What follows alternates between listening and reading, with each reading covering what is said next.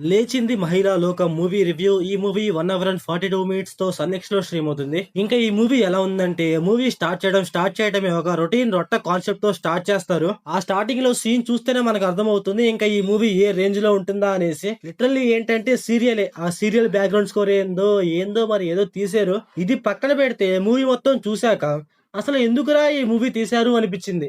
ఏరా అంటే మూవీలో ఒక స్టోరీ ఉండదు, ఒక ఇంటెన్సిటీ ఉండదు, ఒక కాన్సెప్ట్ ఉండదు, ఏం ఉండదు.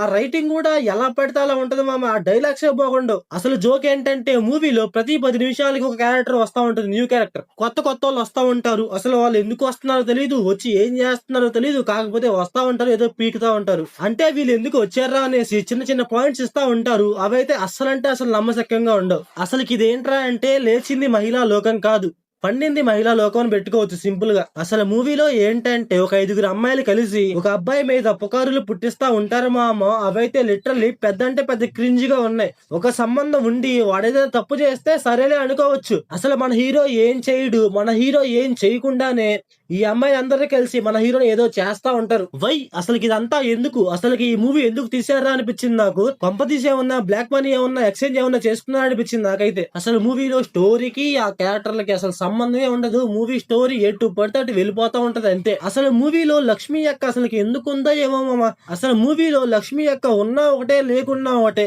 లిటరల్లీ చెప్పాలంటే అనవసరం. అసలు ఉన్నా ఒకటే లేకున్నా ఒకటే. వచ్చి ఏమన్నా చేసిందంటే ఏం ఉండదు అనమాట. ఏదో ఒక రాణిలాగా కొన్ని ఫోజులు చెల్లిపోయింది అంతే. ఇంకా ఈ మూవీ ప్లాట్ లైన్ ఏంటంటే, భర్త తన ఫస్ట్ యానివర్సరీ మర్చిపోతాడు. అప్పుడు ఏం జరిగింది, తన వైఫ్ ఏం చేసింది ఏంటి అనేసి మన మూవీలో చూస్తాం.